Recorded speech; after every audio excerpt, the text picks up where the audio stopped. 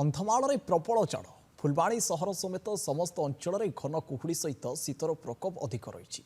क्रमागत 10 दिन धरी तलमुहा रही पारत घन कुहुड़ीर आस्तरण जो जनजीवन गुरुतर भाव प्रभावित होती रातिर कुहुड़ी रोकवा बेले सकाळ 9टा पर्यंत कुहुड़ीर आस्तरण रोचे 50 मीटर भिजिबिलिटी रोचे फल गाड़ी चलाचल बाधाप्राप्त सृष्टि होती एने सेठारु अधिक सूचना देउछन्ति आम रिपोर्टर सुनील विश्वाल। कंधमाल जिले में विगत 10 दिन धरी प्रबल ठंडा पड़ी एपरिकी प्रायतः 4 डिग्री तले रोची तापमात्रा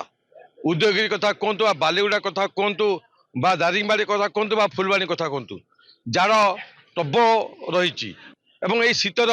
मजा किसी लोक नेउथला बेले गाँ गहली लोक नाई असुविधा सम्मुखीन होती अंपटे देखा जी जिले के आपड़ जो शीत दिन आसे कंधमाल शीत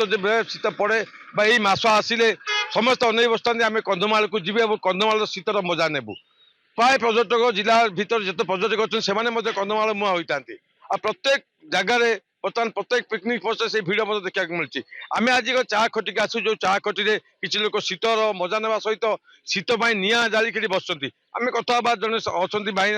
कथा कौन कहे केमिया निआर कंधमाल शीत आमि उपभोग कर कौन कह कंधमाल शीत केमी उपभोग कर वर्तमान देखो कंधमाल गत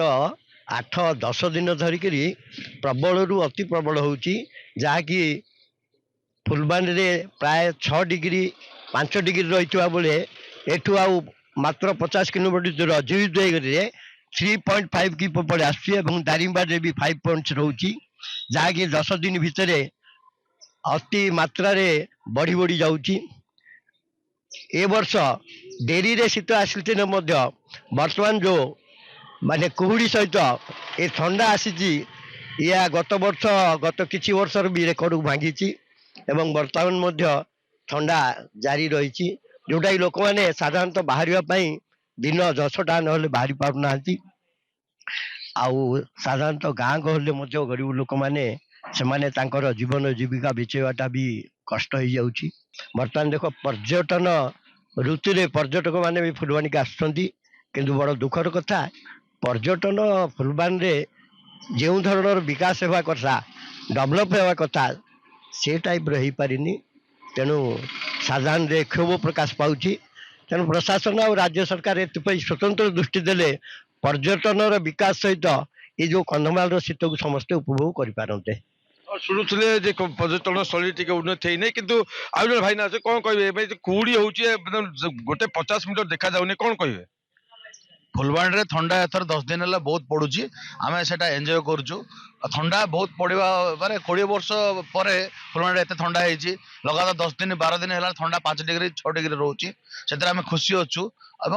नाना पर्यटक मैंने ऑल ओडिशा ओडिशा बाहर पकड़ाधर पुतुड़ी काटरामाला ये जगह को आसुँच एंजॉय कर बहुत खुशी अच्छु कौन कहे शीत बर्तमान आप मजा नौ निआ पाखे बस